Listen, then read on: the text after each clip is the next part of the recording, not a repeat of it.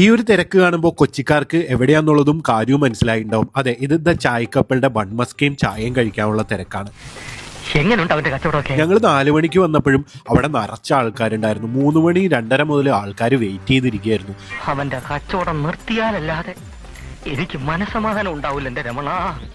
ലോകത്തിൽ നിന്ന് വരെ ആരും കാണിച്ചിട്ടില്ലാത്ത ഒരു തറവേല ഞാനിപ്പോ ഇവിടെ കാണിക്കാൻ പോവാണ്. ട്രെൻഡ് അല്ലേ കഴിച്ച ആ സ്ഥാനത്ത് നിങ്ങളെ കൊല്ലാൻ പറ്റൂട്ടോ.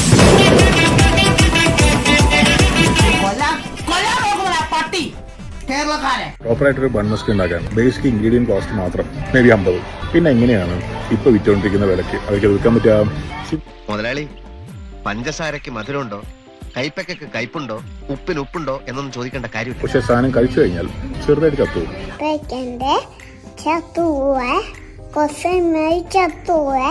ഏയ് അപ്പൊ ശരിയാണ്, ബൺമസ്കൊക്കെ നിങ്ങളെ കൊല്ലാൻ പറ്റും. ഏതായാലും നിങ്ങളെ കുറിച്ച് ഇത്രയും ഞാൻ വിചാരിച്ചില്ല. ഞാനൊന്ന് പറയട്ടെ സാർ പറയും. അത് ബാർജനർ ഉപയോഗിച്ച് കഴിഞ്ഞാൽ യെസ്, അത് പ്രശ്നം തന്നെയാണ്. ഈ വെള്ളം കുടിച്ചിട്ട് ആ സ്ത്രീ ചത്തുപോയാലോ? സത്യം പറ, അതെന്ത് വെള്ളം? അമൂലിന്റെ ബട്ടർ, അമൂലിന്റെ ഡിസ്ട്രിബ്യൂട്ടറുടെ മേടിക്കുന്നത് കണ്ടിട്ടുണ്ടാവും, സ്റ്റോക്ക് ചെയ്യുന്നത് കണ്ടിട്ടുണ്ടാവും. ഞങ്ങള് പ്യുവർ ബട്ടറാണ്. ഒന്ന് ഷോക്കായി. ഷോക്കോ?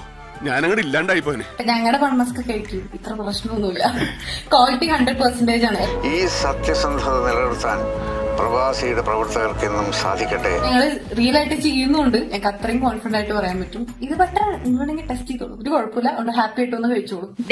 നോണിയും തെമ്മാടിത്തരം പറഞ്ഞ് എന്റെ കഞ്ഞിയിൽ മണ്ണ് വാരിടാൻ തുടങ്ങിയ ആട്ടിച്ചതിന്റെ ഷേപ്പ് ഞാൻ മാറ്റൂടാ. This is me GJ.